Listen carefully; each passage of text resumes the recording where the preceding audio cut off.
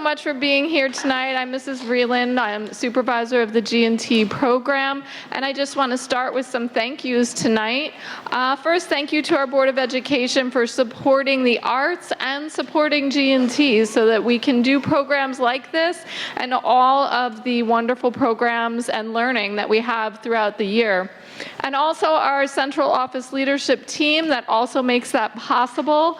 Our superintendent, assistant superintendent, the whole team, they really work with us and they support our programs. Also, thank you to our technology department. Our videographer tonight is Bruno Martins, and also very supportive of our program. Thank you to the parents, the friends, who are here tonight, grandparents, siblings, all of you. Thank you for supporting the students and all of the work that we do here. We appreciate you coming out tonight, and we know that you will enjoy the show. Also, thank you to all of the teachers. Of course, we have Miss Law right here on the piano, our music teacher. And we have Ms. Quinn backstage, who is working with all of our creative writing and theater art students, but also thank you to Mrs. Tobia and Mrs. Qualia here tonight, and all the G&T teachers, because they all support each other. You know, you see the set here, that was a group effort as well, so thank you to all the teachers for supporting each other. And finally, thank you to our students. We are so proud of you. You've all worked very, very hard, and we can't wait to see your performances tonight. So, without further ado, I give you an evening of tall tales and legends. Enjoy the show. Howdy and welcome to our Tall Tales. Howdy and welcome to our Gifted and Talented Spring program. Today we'll be listening to some classic American selections performed by the G&T music students. To go along with our musical selection, the G&T Creative Writing and Theater Arts students will be performing some Reader's Theater's versions of traditional American tall tales. In its early years, America was a wild new country filled with thick, dark forests, towering mountains, arid deserts, and endless plains. While heading west, settlers encountered many difficulties, clearing paths in huge forests, poor weather, ferocious animals, and crossing rivers. Taming these lands was a difficult job for pioneers. Wherever people settled and worked hard to survive, tales of larger-than-life characters were told and retold. The heroes and heroines of these tales were like the land itself, gigantic, restless, and lively. As people do, they stretch the truth. Characters of these stories began to do superhuman things, like cut down a tree with one swing or lasso a tornado. Their exaggerated feats of endurance and bravery helped give the settlers courage and encouragement, as well as entertainment as they faced the difficulties of frontier life. Tonight you will meet some of the heroes and heroines of these tales and listen to music inspired by the strength, spirit, and endurance of Americans. So sit back and enjoy a night of tall tales and music. Our first folk hero is Riverboat Annie, one of the original female American heroes. Riverboat Annie was a former slave who worked on the docks of the Mississippi River near the French Quarter in New Orleans. She was 7 feet tall, extremely strong, and absolutely fearless. It was said she could unload a boat faster than any man. According to legend, Annie wore a long bead necklace with each bead representing a man she had beaten in a keelboat race. Annie's strength served her well as a keelboat pilot. In case you don't know, keelboats are large flat-bottomed boats that are moved along the water with a long oar.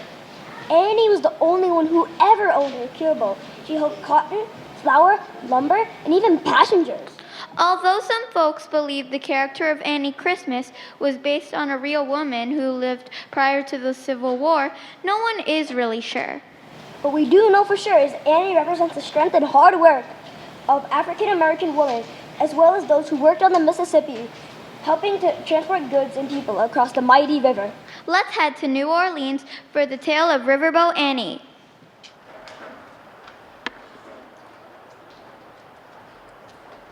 Hey, do you remember Riverboat Annie? Yup, she was some gal.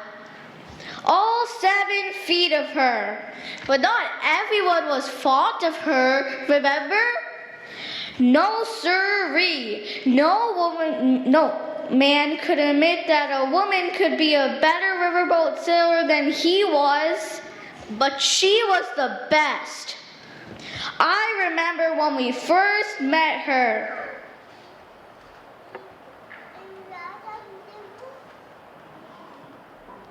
Hello, sailors. Evening, ma'am. Say, what's with that necklace you're wearing? It must be nearly 30 feet long. Yep, and to make it even longer, I add a bead to it every time I beat a man in a riverboat race. What? A pretty thing like you? You couldn't scare anyone. Well, you may want to talk to that gentleman over there. He didn't believe me either. You mean the one over there with tears in his eyes? That's the one. Okay, we believe you. So where are you off to, dressed so fancy? I thought I'd treat myself to a night of dancing on your fine ship. I'd tie my riverboat to the back. Well, who do we have here? Riverboat Annie, Captain. Riverboat Annie, I've heard about you. Oh, you have? Folks say you're the best riverboat driver in the South. Hard to believe. Why is it so hard to believe? No offense, ma'am, but you're a woman, and everyone knows that a woman can't be the best. You can believe what you want. I'm just here to have a good time on your boat tonight. Well, okay, but I don't want any trouble, you hear? So began a night that I'll never forget. Me neither. Annie had a fun night dancing and singing. Then the storm hit. Looks like a big storm coming. We better turn around, Captain. Listen here, lady. I'm the captain of the ship, and I say we keep going. But we're heading through a thin channel. The boat will never fit through it. I said I didn't want any trouble from you. Now go back to your dancing. The water was rough. The boat was tossing all over the place. Look at those dark clouds. Oh no, did you see that lightning? There's a storm coming, and it's coming in fast. Many of the other passengers were getting scared. So was I. The water is getting rougher and rougher. The waves are getting higher and higher. I hope we don't crash. I think I'm gonna faint. What are we going to do? Captain, the passengers are worried. I'm worried too. Please turn this boat around. Captain, maybe the lady's right. Sailor, if you want to keep your job, you'd better hush up. But Annie has a point. We must turn this boat around. I've made my decision. We keep moving forward. I have an idea. Listen, passengers, my riverboat is tied to the ship. I can take you all to safety. Can you row me? Sure, who's coming with me? I am. Show me the way. It might sink. Maybe we should stay put. No way. We have a better chance with Annie. You're right. I'm going with Annie. You'll drown if you don't. Is there room, Annie? Plenty of room, but we've got to go now. She's risking all your lives with this foolish plan. I'm staying put. Suit yourselves. Sailors, are you with me? Aye, aye, Captain Annie. So off we went. Annie pulled that riverboat like no one I've ever seen.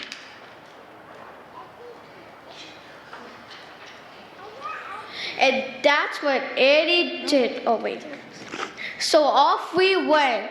Annie walked through the choppy river and brought the boat safely to shore.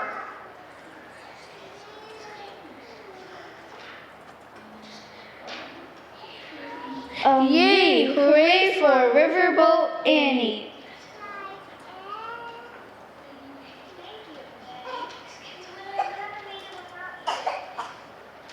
I'm just grateful everyone's all right. That's what matters most. We never did see the captain again.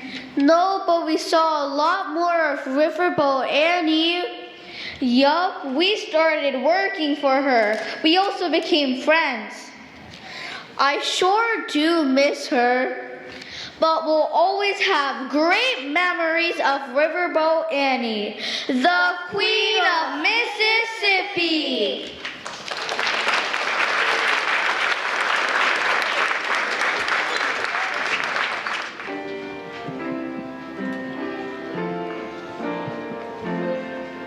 Tis the gift to be simple. Tis the gift to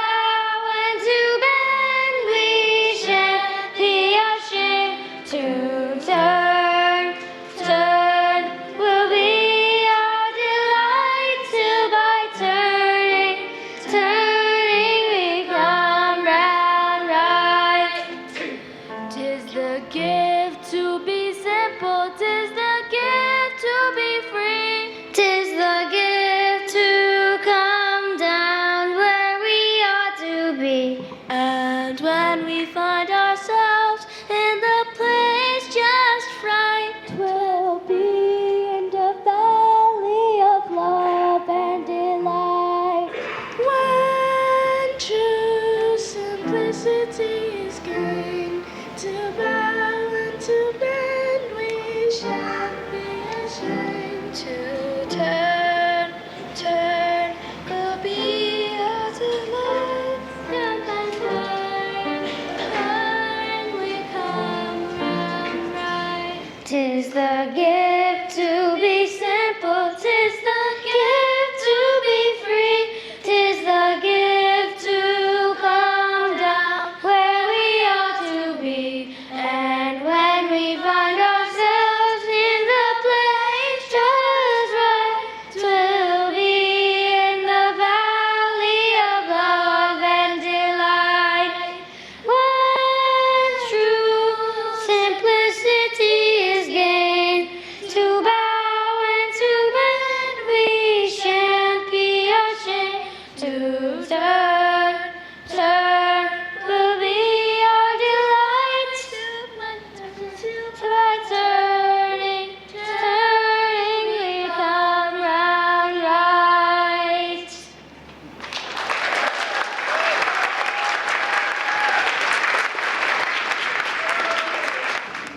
Many people traveled out west looking for better lives and new opportunities.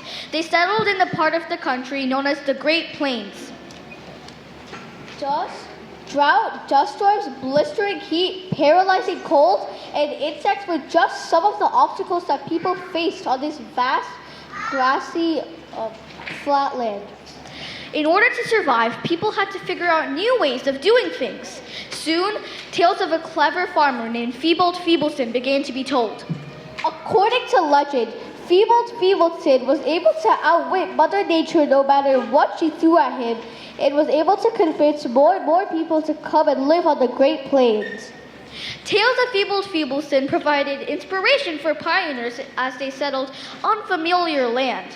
The character of Feebold Feebleson personifies the determination of American farmers, and tales of his cleverness are still told today. Let's head out to the Great Plains to meet Feebold Feebleson. Feeble Feebleson and his wife lived on the Great Plains. They had lots of land, but not many neighbors. They were very lonely and wished more people would sell or buy. Look over there. I think I see some people coming over that hill. I hope they're not just passing through again. I'm lonelier than a snowman in July. Whenever travelers passed by, they rushed to greet them. Hello there, welcome. Hey, why don't you come live here? We can't. We're going to California. California? Why so far? There's gold out there. Well, there's golden sunshine right here. That sounds nice, but the real gold is way farther west.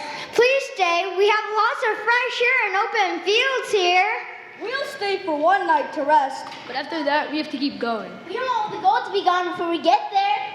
So it's gold they want, huh? Sure seems that way. If it's gold they want, it's gold they'll get.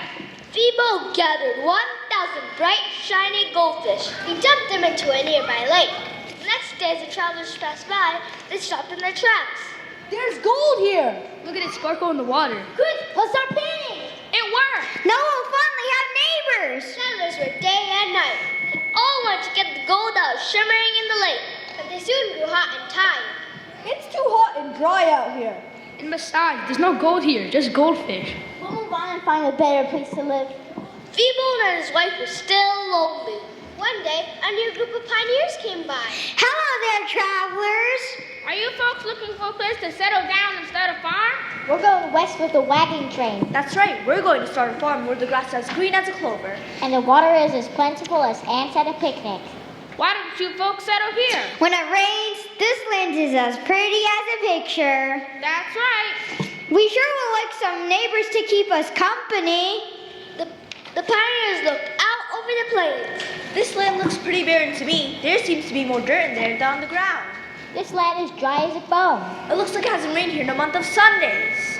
Well, I think I might be able to fix that. You can? There really is a lot of land around here. If there were water, we just might stay. Just stay here tonight. I promise you some rain by tomorrow. What can you do to make it rain? Oh, just leave everything up to Feebles. The only problem was Feeble had no idea what to do. Feeble thought and thought. Finally, he had an idea. I know. I'll build a fire near the lake. What will that do? The heat will make the lake water rise into the air, then it'll rain back down. That's a great plan. The next day, Feeble built a fire. Soon, big clouds formed over the lake, and it began to rain. But the rain never hit the ground. The air was so hot and dry that the rain turned to steam. The steam turned to fog. Soon, no one could see. This is terrible. Let's get out of here. Wait, I can get rid of the fog. Feeble took out a big pair of scissors. He sliced the fog into strips and buried it in a field. Well, the fog is gone, but we can't live without rain. Looks like it's off to California for us. Friends, please, I'll bring rain. Just let me think. I know. What we need is noise. Noise? Sure, it always rains when there's a lot of noise. You know, whenever there are fireworks, outdoor concerts, or parties? What we need are some frogs. Frogs? Sure, frogs make lots of noise. So Feeble rounded up all the frogs on his farm. There were hundreds and hundreds of them. The only problem was frogs only make noise when they're wet. And these frogs were very dry. Plus, the lake had dried up by now. I know, I'll make them think it's raining. There's still one drop of water left in the well. That ought to do it. Feeble got the one drop of water from the well. He put it on one of the frogs. Then he whispered to that frog. Hey, Froggy, it's raining. It's raining. Look at all that rain. Feeble had the frog believing it was raining. The fat frog started making noise, so did all the others. Soon, it began to rain. Everyone was so happy.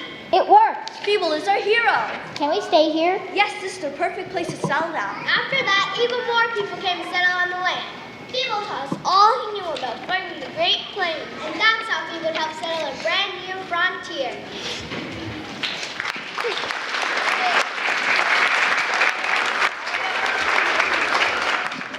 Johnny Appleseed was an American folk character based on a real man named John Chapman, who was born in Massachusetts in the late 1700s.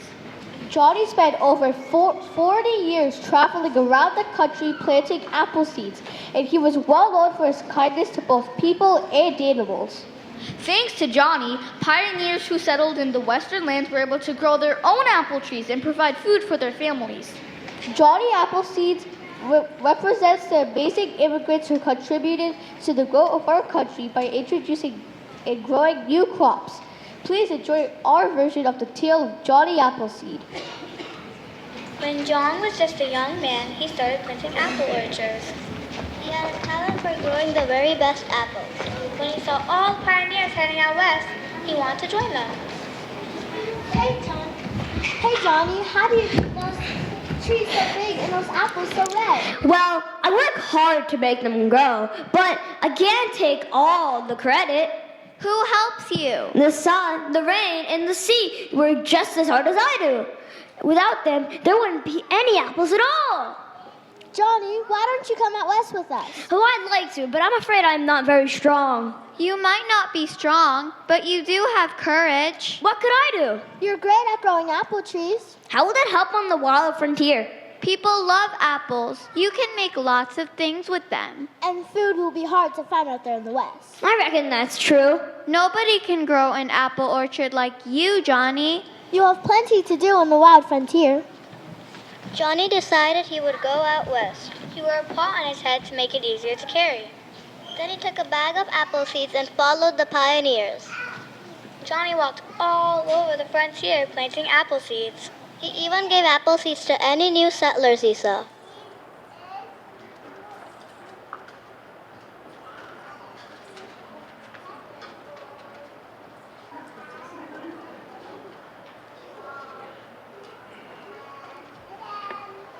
Seeds, apple seeds, come get your apple seeds. Greetings, Johnny. Now, how might you be? Well, hello there. I'm doing great. Have you come to settle here? I'm here planting apple seeds to grow into apple trees. I love apples. Here, take some seeds so you can grow your own orchard. Thank you, Johnny. You're welcome. Let's go find a spot to plant these seeds. but we're not sure how. All you need is good soil, gentle rain, and plenty of sunshine. Soon, Johnny Appletrees were sprouting up all over the country. Legends about Johnny Appleseed were sprouting up too. That Johnny Appleseed sure is some fella. I heard he just loves all living creatures. You don't say. Once he found a wolf with its leg stuck in a trap. Johnny freed that wolf and stayed with it until it was healed. Is that so? My cousin told me that Johnny sleeps up in the trees. In the trees? Yup, he even tells the birds not to eat any fresh planted appleseed. That Johnny Appleseed sure is something special. He is indeed. Throughout his life, Johnny planting apple seeds. He also gave the pioneers hope that their hard work would be worth it. Johnny Appleseed was kind to everyone. Words of his kind deeds spread throughout the land. Many times people held apple harvest festivals. If Johnny happened to be traveling by, he would join these celebrations. Johnny Appleseed, how can we ever thank you for all the wonderful apple trees? We use those apples every day. We make apple tarts and apple pie, Apple sauce and apple muffins. apple dumplings and apple butter. Apple cider and baked apples too. You're very welcome, but I'm not looking for thanks. It's enough to know that my apples have brought neighbors together. Are you ever going to stop planting, Johnny? I'll stop when the whole wilderness is covered with apple trees. That will be wonderful. The new settlers will love those apples as much as we do. Apples are good. Apples are sweet. Apples are so good to eat. Apple trees grow so tall in the sun. I'll plant apple trees for everyone. Johnny Appleseed spent over 40 years of his life traveling and planting apple seeds, making sure the land was filled with apple orchards. I've lived my dream. My work is done. There are plenty of apples for everyone. This land is great and will be greater still as long as folks have hope and goodwill.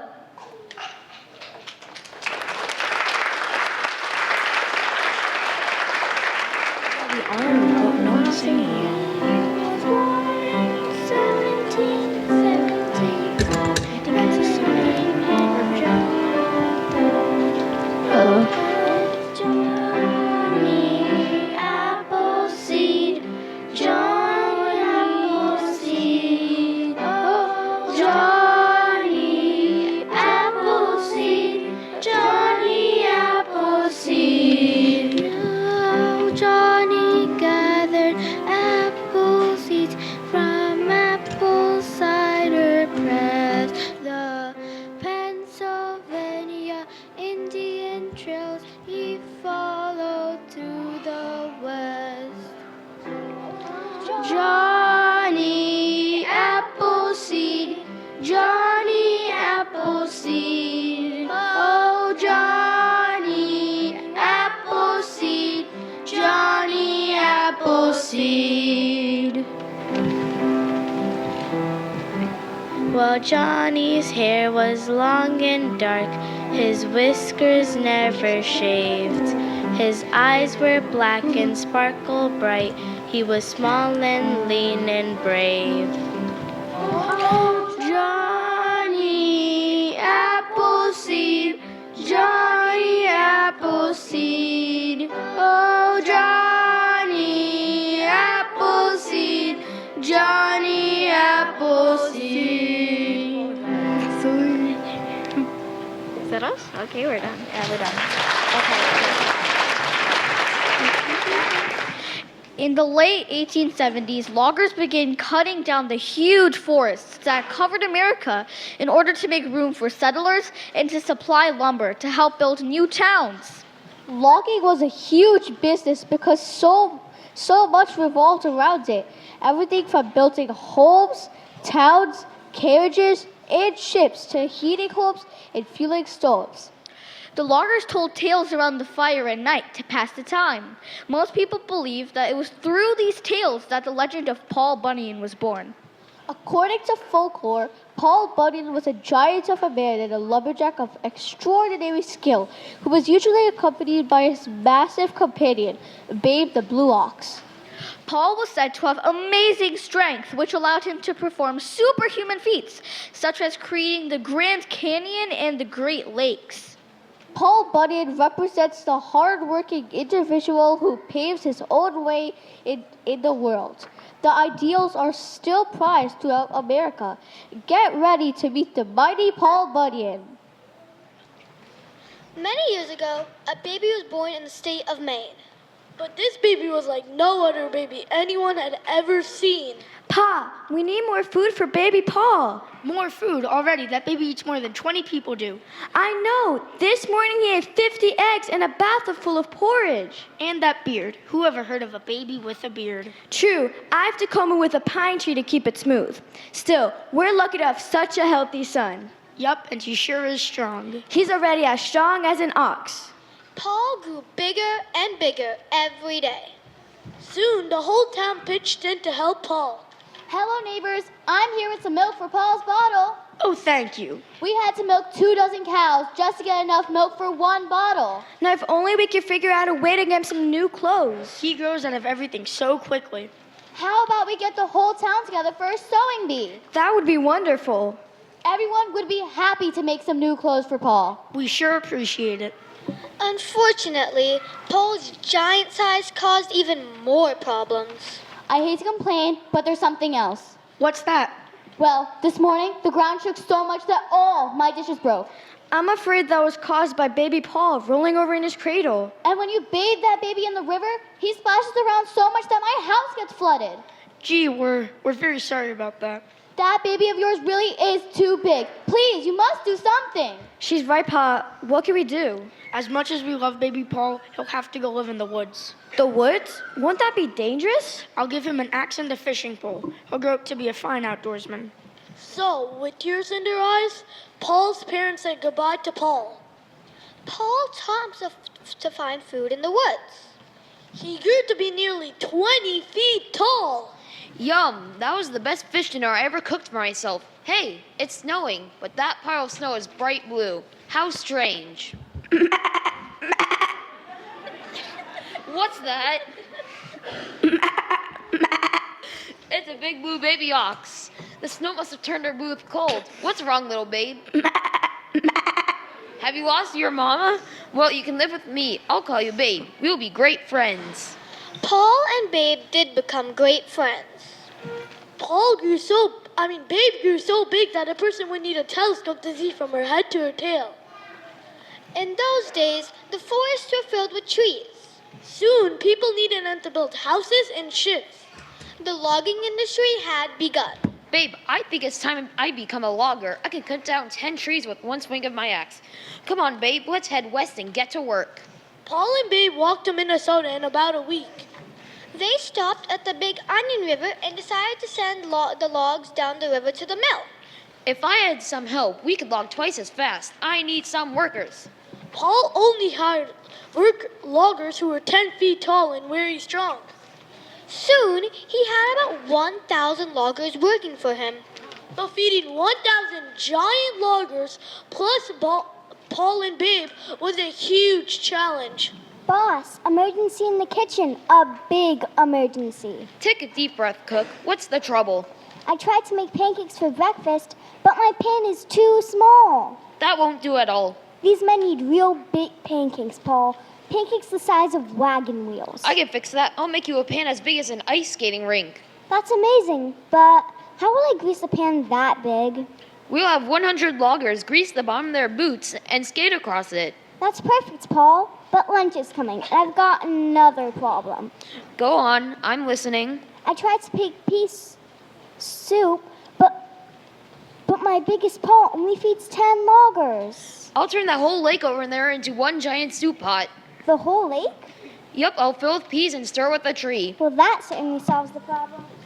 Paul and Babe continued to move across their country with their logging company. Some folks here are still in the woods of the Northwest. Others have gone as far north as the Arctic Circle. But wherever they are, you can be sure that they're doing really big things.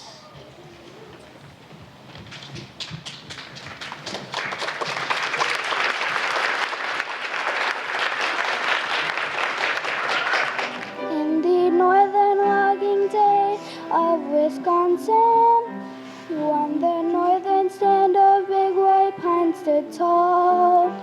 From the southern Great Lakes region of Ontario, there came a legendary lumberjack named Paul. Paul Bunyan, Paul Bunyan, timberman of great Northwestern fame. Paul Bunyan, Paul Bunyan, Big Paul Bunyan was his name. For his breakfast he ate 600 pancakes, 7 hams, 12 dozen eggs, all piping hot.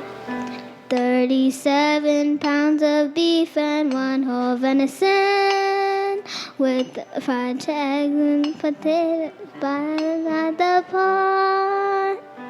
Paul Bunyan, Paul Bunyan, timberman of great Northwestern fame. Paul Bunyan, Paul Bunyan, Big Paul Bunyan was his name.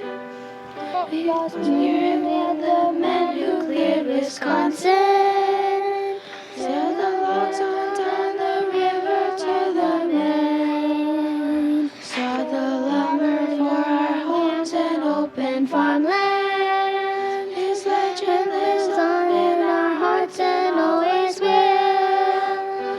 Paul Bunyan, Paul Bunyan, timberman of great Northwestern fame. Paul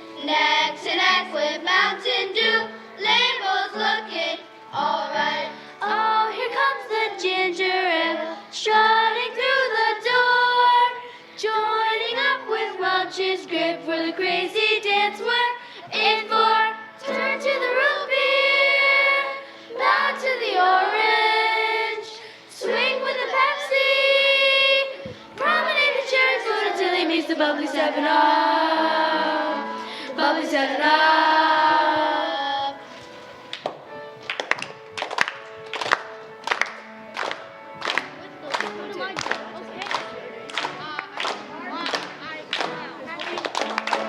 Swing your partner by the cap, please be sure it's tight.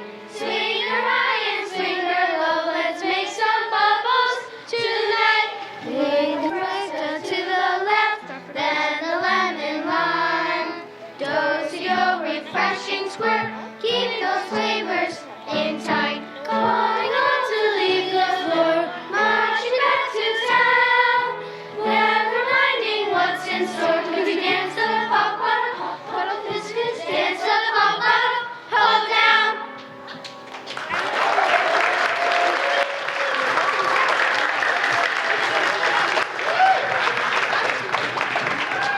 Thank you so much for coming out tonight.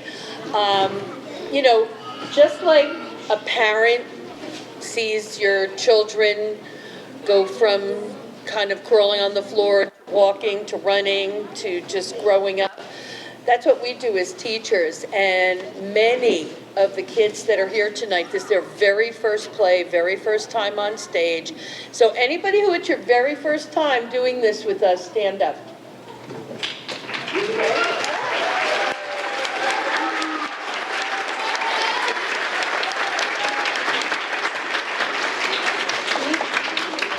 It takes a tremendous amount of courage to do what these kids just did, and we're all really, really proud of them.